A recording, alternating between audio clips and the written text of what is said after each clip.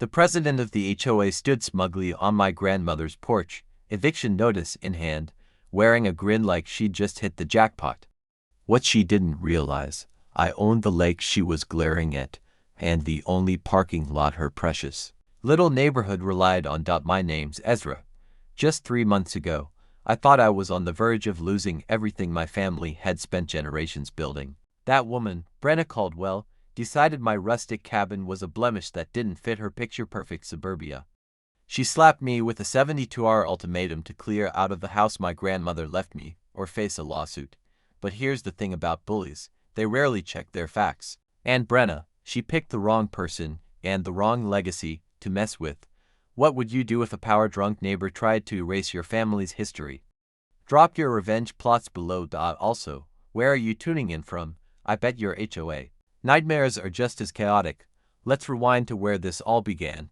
2 years ago, I inherited my grandmother Opel's lakeside cabin when she passed away at 91. This wasn't a luxury getaway. It was a solid little haven, built from cedar back in 1963, a place where 3 generations had come to breathe. Opel used to laugh and call it her worthless swamp land, always with a glint in her eye like she was letting me in on a private joke. I thought she was just being modest. Turns out, she was playing chess while the rest of us were fiddling with checkers.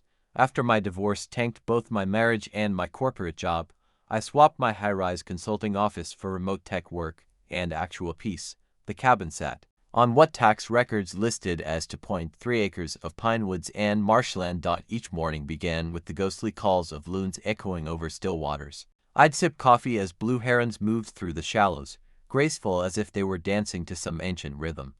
In the evenings, I'd stretch out on the old dock, my feet skimming the crystal-clear lake, clear enough to spot pebbles. 20 feet down, the time-worn boards beneath me, smoothed by decades of family footsteps, always felt like a warm welcome home. But as they say, paradise tends to attract parasites. 3 years back, a developer named Randy Morrison completed his monstrosity, Lakeshore Estates. 47 carbon copy mansions popped up around the lake like a suburban rash. Most of the newcomers were fine retirees escaping the city, young couples chasing a slower pace. But every neighborhood ends up with a tyrant, and ours arrived, decked out in pristine tennis whites. Brenna Caldwell rolled in from some cookie-cutter subdivision in a spotless BMW, looking like a country club catalog model. Within half a year, she'd crowned herself head of the Waterfront Improvement Committee, and her reign. Pure hell. She started with the elderly Kowalskis, hit them with a $300 fine for not painting their garden shed the HOA-approved beige. Then came Chuck Martinez, a Vietnam vet, ordered to tear down his American flagpole or face daily fines. The click of Brenna's heels on pavement became our warning siren. Every time you heard that sharp click-click, you knew someone was about to get an earful about community standards and property values. Once Morrison sold the final lots 18 months ago, the HOA officially formed. That's when Brenna went full dictator. She convinced the board, 5 spineless yes-men, to retroactively seize control over all lakeside properties, including my grandmother's cabin, which existed long before their vinyl paradise. I could practically hear my Uncle Morris, a retired real estate attorney, warning me about how HOAs will pretend to have authority unless someone calls their bluff. Brenna had the gall to claim control over land that had been catching fish before she'd even started chasing boys. Then came the escalation. Monthly $300 community fees, certified letters demanding $1,200 in penalties because my cabin didn't sport their approved beige vinyl siding. I burned everyone in the fireplace, assuming any real lawyer would laugh these threats out of court. After all, the place had been grandfathered in since LBJ was president. Or so I believed. Thing is, I never actually confirmed what legal protections came with inherited property, but Brenna wasn't backing down.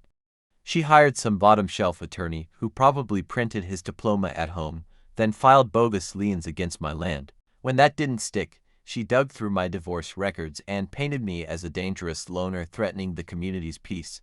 The neighborhood split like ice under pressure. About a dozen of her most loyal compliance crew backed her every move. Another 18 quietly supported me, but after watching her destroy the Kowalskis and Chuck, they kept their heads down. The rest just wanted quiet and couldn't understand why my cabin's rustic charm mattered. Then came that brisk Tuesday morning when Brenna stormed up my steps, her designer heels pounding my grandmother's aged wood like a battle drum. She waved those eviction papers like sacred scrolls, perfume and privilege radiating off her dot, as I stood there listening to this tennis court tyrant preach about standards on land my family had claimed before she was even born. I remembered Grandma Opel's mysterious smile whenever she mentioned her worthless land. It was time to find out what secrets she'd left behind. The next morning, I stood at my kitchen window, sipping coffee that tasted like vengeance, watching Brenna's precious BMW gleam in what everyone assumed was a shared parking lot. What she didn't know, she'd just poked the wrong bear. Within 12 hours of serving that ultimatum, she'd gone thermonuclear, filing a county complaint claiming Grandma's workshop was an unpermitted, dangerous structure, the same workshop that had stood solid through 57 winters. While her cookie-cutter homes were already cracking at the Henderson's Saturday barbecue, I watched Brenna work the crowd like a senator in a swing state. Her perfume mingled with burger smoke as she gossiped near the potato salad, painting me as some unstable threat to the community.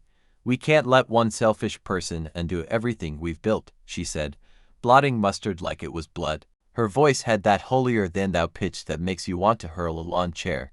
Then she took her war online. She posted a manifesto in our HOA Facebook group about protecting property values, with photos of my cabin from the worst angles, captioned things like, "When community standards break down." It got 3 likes, all from her cult, and 47 eye-roll emojis from the rest of us. But the damage was spreading. Then something clicked. During Christmas dinner, Uncle Morris had mentioned that old lakefront properties sometimes had rare legal protections buried deep in their deeds. "Smart owners don't guess," he'd said, raising his glass. "They check. Knowledge beats intimidation every time." Monday morning, I was knee-deep in the courthouse basement, surrounded by stale paper and humming lights, searching for anything that might legally shield Grandma's land. Dorothy, the clerk who'd been managing records since the Carter years, helped me wade through the mess. "Most folks never look beyond their tax bill," she said, pulling ancient folders with ease. "But waterfront land, it holds secrets." She wasn't wrong. I discovered our property came with riparian rights, going back to the original 1891 homestead patent. These weren't vague legal footnotes. They were concrete rights that trumped any modern HOA nonsense. Even better, every structure on the property predated zoning laws, protected by grandfather clauses that made them legally untouchable. But then Dorothy hit me with the big one. "Honey," she said, squinting at an old notation, "your land goes farther east than the tax maps show. See this 1962 survey? It includes another 200 feet. My heart slammed in my chest. What lay 200 feet east of my cabin? Dorothy smiled like Santa with a surprise gift. "That'd be the gravel lot your neighbors park in, the one they all think belongs to the community." It hit like lightning. While Brenna tried evicting me from my own home, her people were trespassing on my land daily. I photocopied everything with shaking hands, brain spinning through the possibilities. Every single car in that so-called shared parking lot was parked on my land, including Brenna's BMW. I flew to Uncle Morris's law office.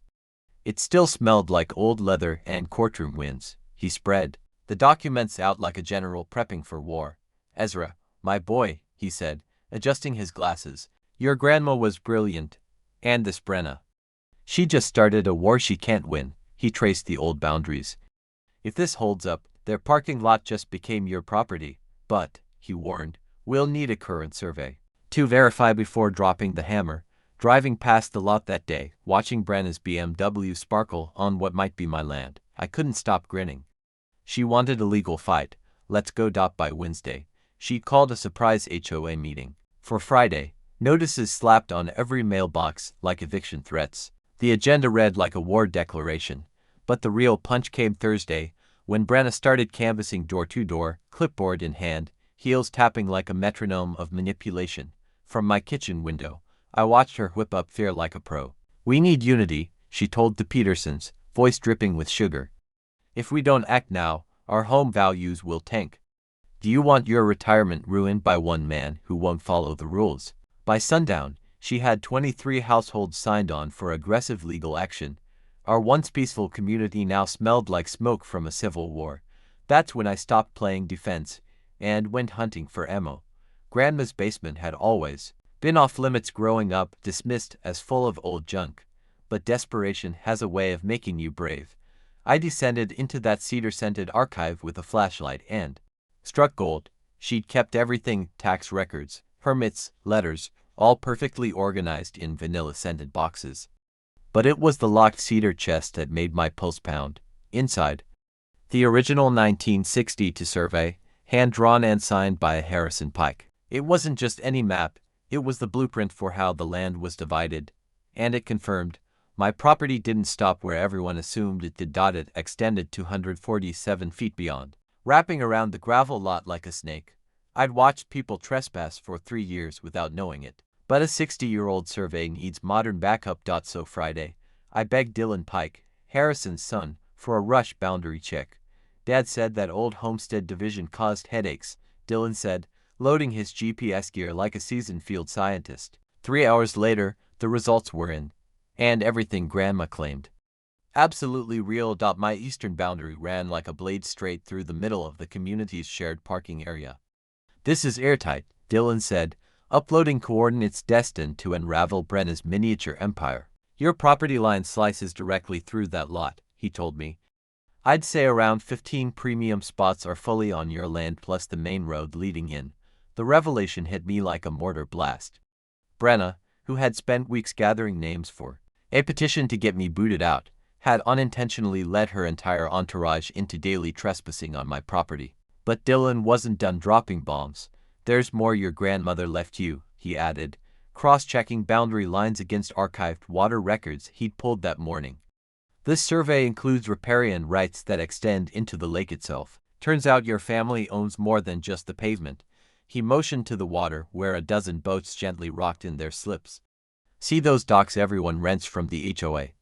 That water, it's legally yours. The reality hit me like a tsunami. I didn't just own a parking lot, I owned the lakebed where every vessel in the neighborhood was moored. The HOA had been raking in dock fees for 3 years on water that was technically mine.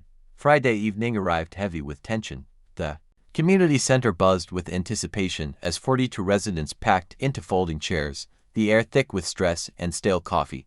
Brenna stood at the front like a commander before a siege, clutching her petition and brimming with self-appointed authority. Tonight, we reclaim our community, she proclaimed, with the zealous energy of someone about to launch a holy war. I sat in the back row, my grandmother's survey burning a hole in my lap, watching Brenna lead a charge against me while literally standing on land that belonged to me. Time to remind folks why it's wise to do their homework before picking a fight. The weekend brought psychological warfare tactics that would make actual dictators proud. Saturday morning, I woke up to find a Channel 7 news van parked in my lot. A reporter, blonde and fresh-faced, practiced her deeply concerned citizen look in the side mirror.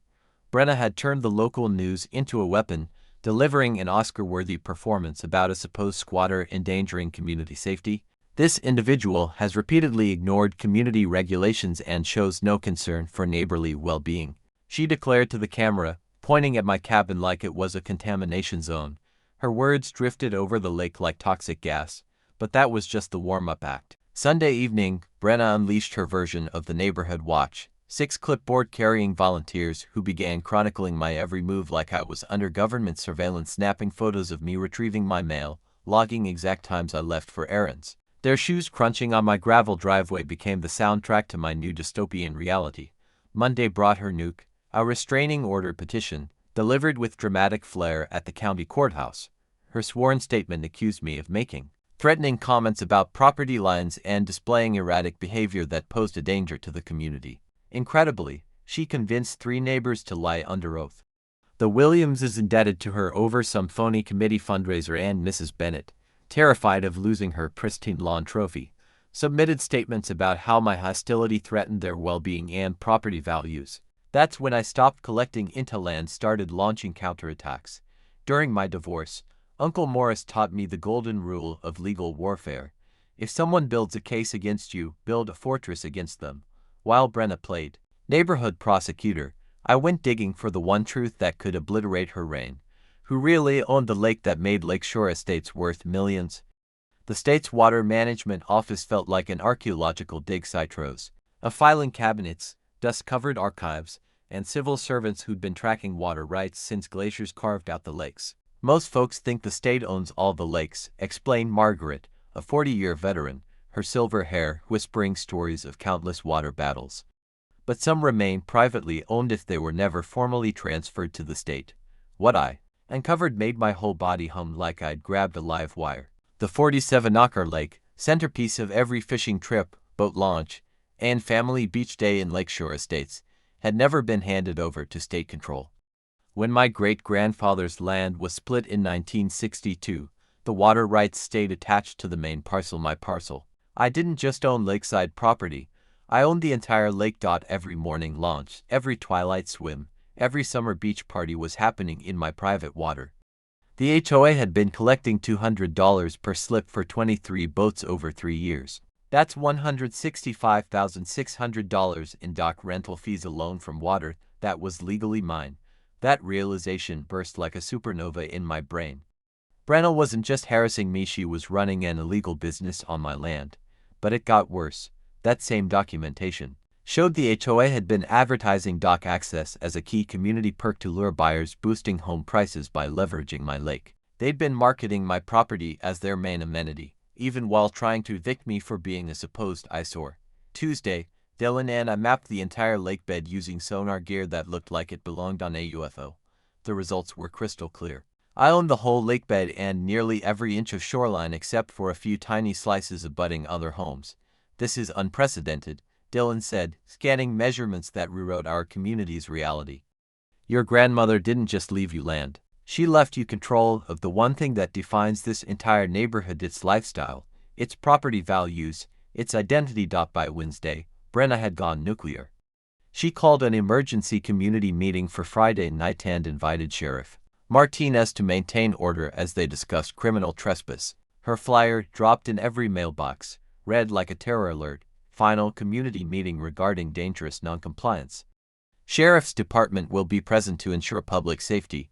Thursday evening, I sat on the dock, watching the sunset bleed gold and crimson over my lake, surrounded by boats floating on my water, parked cars resting on my land. Tomorrow, Brenna would try to finish me. She had no clue I owned everything she was fighting to protect. Friday morning hit like a live wire.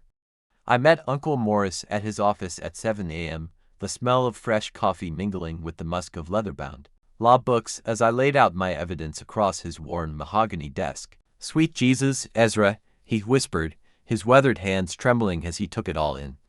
In 40 years of practicing property law, he'd never seen anything like it. "Your grandmother wasn't just clever," he said, eyes wide. "She was playing four-dimensional chess while everyone else was playing rock, paper, scissors." We spent 3 hours combing through the documents. Morris grew more exhilarated with every detail, his glasses fogging, his calculator blazing through numbers, his legal pads feeling like the script to a courtroom thriller. Then he found something that knocked the breath out of both of us. "Jesus Christ on a pogo stick," he muttered, pulling financial records I hadn't even noticed. "Ezra, the HOA hasn't just been collecting dock fees.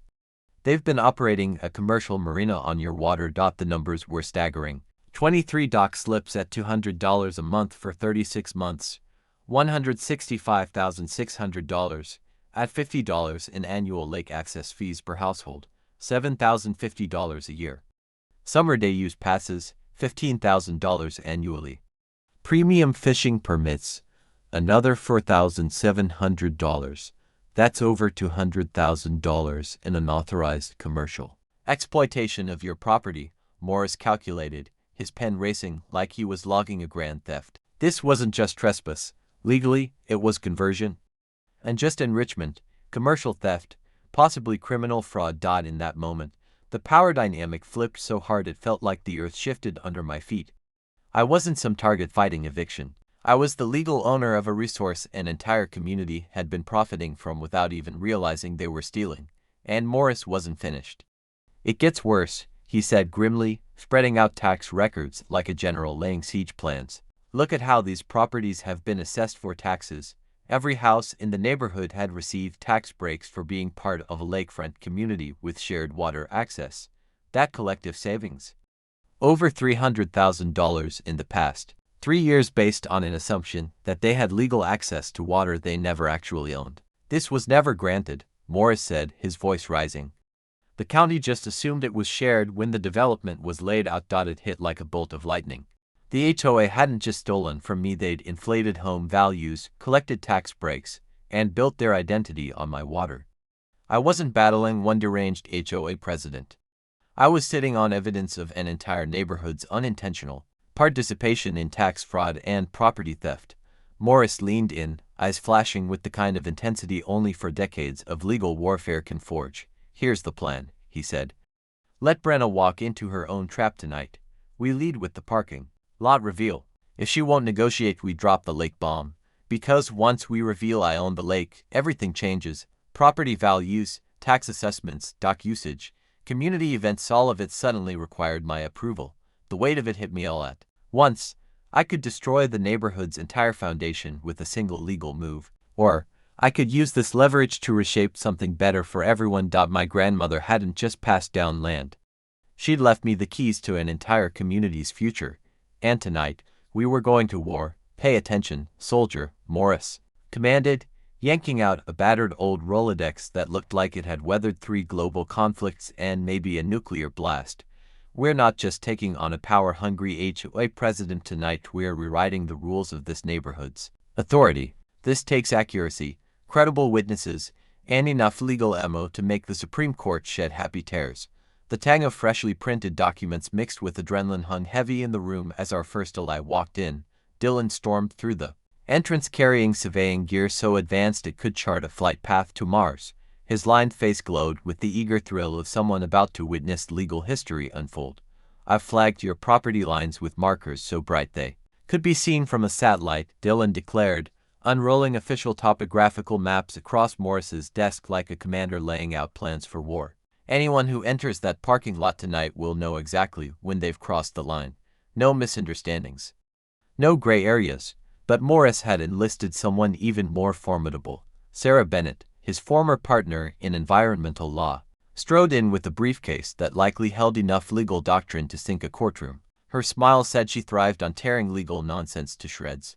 Private lake ownership cases are as rare as Bigfoot sightings, Sarah said, her voice practically humming with excitement. If someone claims ownership over a lake in a residential zone, they gain leverage powerful enough to reshape the entire community. It's not just about water, it's about controlling property values and lifestyle aspirations. Then came the knock that changed everything. Garrett, the quiet guy 3 houses down, had been quietly conducting a reconnaissance mission impressive enough for the CIA. His garage still smelled like sawdust and outrage as he pulled out boxes of documentation that made my findings look like a beginner's scrapbook. I've been gathering evidence on Brenna for 8 months, Garrett said, laying out perfectly organized folders that made my pulse spike, bank statements, voice recordings, trespass photos, and even audio of her admitting to jacking up legal fees and siphoning HOA funds for her personal use. It was damning. She'd filed her BMW lease under community transportation expenses. Her country club dues were labeled as leadership training. That $2,400 emergency legal bill from last month actually only cost $800. Brenna pocketed the rest. She's been using the HOA treasury like her own ATM, Garrett said, voice steady but seething. I calculate she's stolen over $15,000 in just the past year. A sick mix of fury and anticipation twisted in my chest. This wasn't just about HOA politics anymore. Brenna wasn't an overreaching neighbor, she was a fraud, stealing from everyone while pretending to be the victim. Morris strategized with the precision of someone who'd spent a lifetime turning underdogs into giant slayers. I'd go first, laying out the parking lot evidence, hard-hitting, but not explosive. Sarah would translate the legal water rights into plain terms. Dylan would demonstrate real-time GPS mapping. Garrett would silently record and keep the bombshells in reserve. Remember the golden rule in legal combat, Morris reminded us during rehearsal. We're not here to destroy people. We're here to bring justice and build solutions that help everyone but the guilty. If we come off as vindictive, we lose the moral edge that guarantees our win. That afternoon, I crammed a crash course in property law, things every landowner should know but most never learn. Old deeds often conflict with tax maps. Always get real surveys, never guess. Water rights. They can be privately owned even if everyone assumes they're public. Never pay usage fees without knowing who really holds title. And above all, in legal disputes, facts and documentation crush emotional outbursts every single time. Sarah had done her homework on current market values. Our proposal, unbeatable. Parking $25 month per household. Lake access $100 year per family. Boat slip $75 month, far below market rates. Your offer needs to be so reasonable. Rejecting it makes her look like a lunatic, Sarah said, punching in numbers that made our case ironclad. Everyone would win except the corrupt. By 6 p.m., our legal strike force was ready for battle. Morris would unravel the HOA's authority with property law. Dylan would nail the boundaries with GPS accuracy. Sarah would teach water law like a TED Talk. Garrett would log every second, prepping for future prosecutions. As I drove to the community center, my truck packed with the evidence that would raise Brenna's kingdom, the air was thick with tension. Tonight, 47 families would find out who really owned the paradise they were all fighting over. Brenna had tried to erase my family's legacy with legal smoke and mirrors. Now, she'd see what real legal preparation looked like. The weekend before our final clash, things took a twisted turn. Brenna, realizing legal threats weren't working, went full scorched earth, aiming for my sanity and reputation. Saturday morning, I found out she'd hired a private investigator, some sleazy ex-cop, named Rick, driving a dented Honda and reeking of cigarettes and desperation. I caught him snapping pictures of my cabin from the tree line, no doubt hoping to find a code violation or safety hazard to report. Just doing my job, buddy, Rick smirked when I confronted him. His grin had the greasy smugness of someone who'd traded integrity for a paycheck. Public space, public rights. Except he wasn't on public land, he was 50 feet deep into my forested property. Dylan's survey proved that. I snapped photos of him trespassing while he took pictures of my dangerous cabin. It would have been funny if it weren't an actual attack on my life, but that was just the appetizer. Monday, the city sent out a code enforcement officer. Pete, a worn-down bureaucrat who clearly had better things to do, was responding to a formal complaint. My cabin posed immediate health risks due to a faulty septic system and unsafe wiring. He spent 2 hours inspecting every pipe, outlet, and beam on my property. The result? Total compliance. Exceeded code, actually. Ma'am, there's nothing wrong with this property, I overheard him telling Brenna on the phone from my driveway, using that special tone civil servants reserve for unhinged callers. This place is in better shape than most homes half its age. Please stop filing false reports. We've got real safety concerns in this county. Frustrated, Brenna escalated. Tuesday night, she hosted what she dubbed an emergency safety meeting at her home, inviting 23 boat owners to rally against the unstable individual threatening their investments. Warm light spilled from her windows. Inside, worried voices murmured, crafting an atmosphere more mob than meeting. But Garrett had friends in low places. His intel network included a few rational neighbors who attended her sessions as moles. They reported back that Brenna had begun spreading whispers that I was mentally unstable and possibly violent. She twisted my divorce records into evidence of psychological instability and claimed my resistance to HOA rules was proof I was dangerous. She's painting you as the community psychopath, Garrett said the next morning, his voice tight with disgust. She told them you've been making threatening calls and talking about revenge. And it was working. Neighbors who once smiled now looked away. Mrs. Patterson rushed her grandkids inside when I walked past. Even Chuck Martinez, the vet who'd once faced Brenna's wrath, barely managed a nod. But while she poisoned minds, I prepared bombs.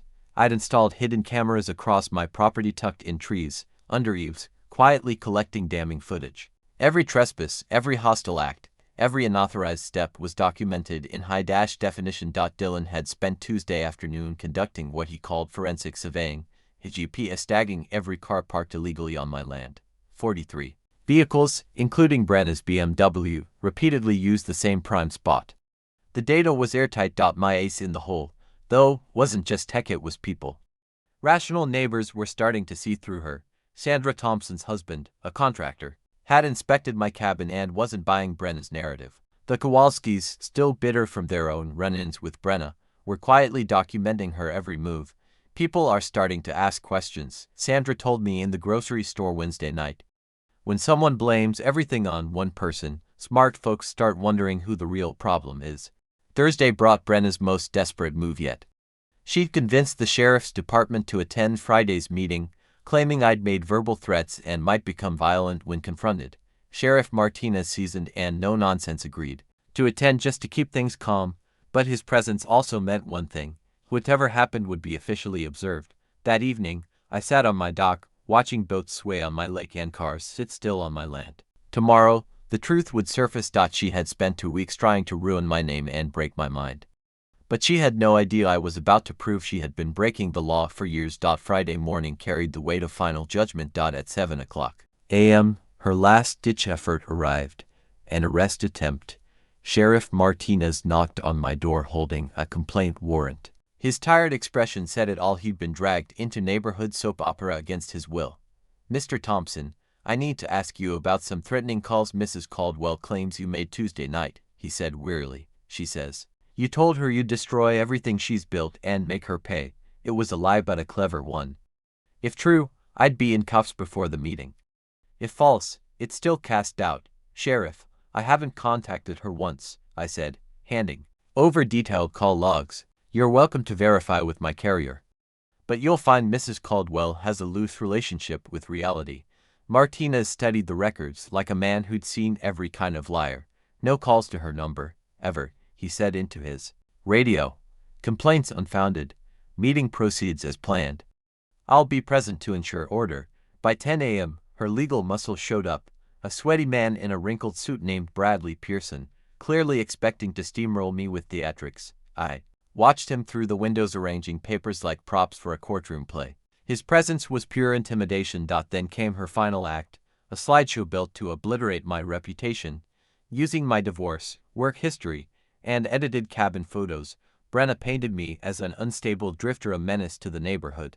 "This individual has a history of hostile behavior," her slides declared, twisting my legal resistance into proof of antisocial tendencies. Photos of my home were stamped with captions like neglect, risk, and potential hazard. A fake financial report even claimed my presence was dragging down property values by 20%. But while she tried to burn me alive in public, I had the match that would light her fuse. My cameras had captured her trespassing all week, stepping 50 feet onto my land to snap those photos for her presentation. Timestamps, boundary flags, every bit of it, undeniable. Even Betta Garrett's audit had revealed her real crime: embezzlement. Bank records showed she'd been funneling HOA legal funds into her personal account, paying lawyers a fraction, then keeping the rest under administrative expenses. Her corruption wasn't just deep, it was about to be exposed. She'd been running a scam disguised as authority, pressuring residents with the threat of costly code violations unless they forked over inflated fees that went straight into her own pocket. Dylan had spent the morning fine-tuning a GPS-based presentation that would display real-time property boundaries during the meeting. His gear was capable of projecting exact property lines onto the walls of the community center, clearly showing where every vehicle was parked in relation to my land. But our true advantage lay in the growing number of neighbors who had finally seen through Brenna's manipulation. Sandra Thompson had rallied a dozen families ready to support a reasonable compromise rather than allow the conflict to continue. Even some of Brenna's past supporters were now quietly backing away from her increasingly erratic behavior. She'd lost the trust of anyone who still thought rationally. Sandra had told me in a quick call that afternoon, when someone claims they need the sheriff to protect them from a neighbor who's never even raised his voice, logical people start asking who the real threat is. As the evening light faded across my property, I stood and watched the final few vehicles pull into the community center lot, cars parked on land I legally owned as their drivers prepared to vote on whether to expel me from my own neighborhood. Brenna had spent the past 2 weeks trying to get me arrested, humiliated, and thrown out of the community that had been my family's home for 6 decades. Tonight, she was about to learn that while she'd been accusing me of minor infractions, she herself had been committing serious crimes. The reckoning she demanded had finally arrived, just not in the way she expected. Inside, the community center pulsed with the tense atmosphere of a courtroom awaiting a life-or-death verdict. 52 residents squeezed into folding chairs, built for 30. The air buzzed with anxious energy and the lingering smell of burnt coffees that had been sitting on a warmer since morning. Sheriff Martinez leaned against the back wall, his presence giving the entire event the weight of a formal proceeding, everyone bracing for my public execution. At the front of the room, Brenna took command like a trial attorney delivering her closing argument in the case of the century. She was dressed for the wind-sharp navy blazer, authoritative pearl necklace, and a slideshow of destruction queued up beside her, with Bradley Pearson sitting nearby like a high-priced legal hitman. "Ladies and gentlemen," she began, her voice thick with moral outrage, "tonight we reclaim our community from someone who has shown nothing but disdain for everything we've built together." Her slideshow rolled out like a hit piece. There were photos of my cabin taken from the worst possible angles, financial charts claiming my supposed non-compliance was dragging down everyone's property values, and testimonials from neighbors about how my aggressive attitude had created fear and instability. This individual has repeatedly ignored legal notices, violated our community's standards, and shown total disregard for the safety and financial security of his neighbors, Brenna declared, clicking through slide after condemning slide. "We're dealing with someone who thinks the rules don't apply to him." The crowd murmured with appreciation for the thoroughness of her presentation. Several heads nodded as she laid out her case against me, an alleged threat to suburban peace. Bradley Pearson grinned like a predator who'd scented weakness. "And so," Brenna said dramatically, as if delivering a sentence from the bench, "I move that this board pursue immediate legal action. Daily penalties of $500 until full compliance is met, plus reimbursement for every legal expense incurred due to this person's refusal to cooperate with reasonable community standards." Someone seconded the motion right away. Hands went up around the room in agreement. Even Sheriff Martinez appeared to be jotting down notes, possibly preparing to pass the matter along for criminal charges once the civil side was wrapped up. That's when I rose to speak. "Thank you, Mrs. Caldwell, for that comprehensive report," I said, my voice calm and clear like someone about to set off a legal bomb. "Before we vote, there's some information everyone here should probably see." Uncle Morris stepped forward with our briefcase full of legal proof, while Dylan wheeled in the GPS rig that resembled something out of NASA. The room shifted from confident anticipation to startled curiosity. This wasn't going to be the one-sided takedown they were expecting. "Before we get into these supposed violations," I continued, nodding at Dylan, who began firing up the projection system, "I think it's important we clarify exactly whose land we're discussing." The equipment hummed as it lit up the wall with high-resolution property data. Aerial maps appeared, overlaid with brightly colored boundary lines that were as official as it got, straight from verified county surveys we'd had reviewed earlier that week. "My family's land," I said, pointing to the highlighted area, "actually makes up roughly 60% of the parking lot used daily by this community." Gasps rippled through the room as the reality set in. For 3 years, what everyone assumed was shared property had actually been my family's land. Dozens of residents had unknowingly been trespassing every single day. "That can't be right," Brenna snapped, her mask of composure finally slipping. "That parking lot belongs to the community. We've maintained it for years." "Actually," Uncle Morris chimed in, stepping forward with the quiet authority of someone who'd been resolving land disputes since before most of these people were born, "maintaining land you don't own without permission doesn't make it yours. Legally, that's called trespassing, even if you're improving it." But I wasn't done dropping bombs. "There's more," I said, watching Brenna's face shift from disbelief to anger to something close to panic. "The lake, yes, the one that defines this entire neighborhood, its home values, even its name. According to state water management, it's privately owned as well." Dead silence fell over the room. The only sounds were the hum of the GPS system and the quiet unraveling of long-held assumptions. "Every boat trip, every swim, every fishing outing for the past 3 years," I said, letting the words sink in. "You've all been using my family's private lake while your HOA collected fees for access to water they don't even control." Sheriff Martinez stood straighter, suddenly focused on the implications. Bradley Pearson looked like he was doing mental math on how fast he could dissociate from his now exposed client. "Every boat slip you paid for," I continued, locking eyes with Brenna, who now looked like her necklace was strangling her. "Every dollar for lake access you were paying the wrong people." And then came the final blow. "Mrs. Caldwell, you've spent the last 2 weeks trying to kick me off land I own, while profiting from illegal use of a lake that also belongs to me." The room erupted. 47 households were suddenly faced with the truth. Their community, their property values, and their way of life had all depended on the generosity of the very man their HOA president was trying to ruin. the uproar could have powered a small city. Sheriff Martinez stepped forward to calm the chaos, his tone firm. "Let's focus on resolving this, not throwing blame," he said, clearly used to mediating heated neighborhood disputes. Brenna sat in stunned silence, her carefully built authority collapsing like a house of cards. Bradley Pearson quietly packed his briefcase, no doubt calculating how to avoid malpractice accusations for representing a client running an unauthorized business on someone else's property. "That's when I made the offer that would reshape our entire community. I know this is a lot to take in," I said, addressing the room, "but I'm not here for revenge. I'm here to build something better for all of us." Uncle Morris passed out copies of our new community agreement. The terms were so fair that refusing them would make anyone look irrational. Parking fees, previously $0 due to trespass, would now be just $25 a month per household. Lake access, previously an HOA cash grab at $200, would drop to $100 annually. Boat slip fees were cut from $200 to $75.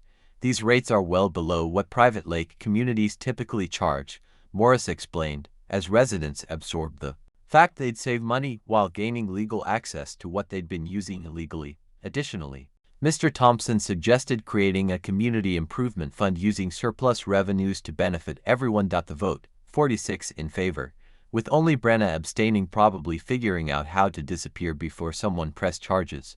Within 3 weeks, our newly formed Lakeshore Community Association had replaced the corrupt HOA with something that actually resembled democracy. Brenna quietly left town after the state attorney general's office opened an investigation into her finances. Her house sold at a 20% loss, the only dip in neighborhood property values. Everything changed. With the community fund, I added proper lighting and drainage to the parking area, improvements the HOA had long promised but never delivered. We created a public beach so families could enjoy the lake without trespassing. Annual cleanups and fish stocking turned the water into a showcase for environmental care. The financial impact was broader than my land. A county reassessment led to lower taxes for most residents and higher property values thanks to legitimate lake access agreements. But the real win was the restoration of community. Neighbors, once too intimidated to speak up under Brenna's rule, began volunteering. The Kowalskis repainted their shed in cheerful colors instead of mandated beige. Chuck Martinez's flagpole became a neighborhood symbol instead of a target for warnings. My cabin renovation used sustainable materials and a design that honored my grandmother while improving the neighborhood. People pitched in. Sandra's husband did electrical work. The Petersons landscaped the beach. Even some of Brenna's former supporters helped with dock repairs. The most meaningful legacy was Opel's Environmental Scholarship Fund, started with leftover community revenue. It supports local students pursuing environmental careers. 3 scholarships have already been awarded, continuing my grandmother's legacy of land stewardship. Our annual Lake Days Festival is now a regional highlight, drawing in nearby communities. To celebrate collaboration over conflict, local newspapers featured our turnaround as a case study in resolving HOA drama through research, negotiation, and cooperation, not lawsuits. Property values hit record highs. Other neighborhoods have begun copying our model after their own HOA power struggles. Now, I sit on my dock at sunset, watching gold and red streak across the water as kids play nearby and neighbors share stories. I finally understand what my grandmother truly left me, not just land, but the chance to build something better than what existed before. Now it's your turn. Share your HOA nightmares in the comments. I read them all. And your story might be the next one I featured to show how everyday people can defeat overreaching bureaucrats through determination and smart planning. If you enjoy watching regular folks outmaneuver corrupt systems with legal skill and community spirit, hit that subscribe button. We're building a movement of people who refuse to be bullied by fake authority. From all of us at HOA Stories, thanks for tuning in. If you love seeing justice served and neighbors fighting back, smash that like button, leave your thoughts, and subscribe so you never miss the next wild HOA tale we uncover.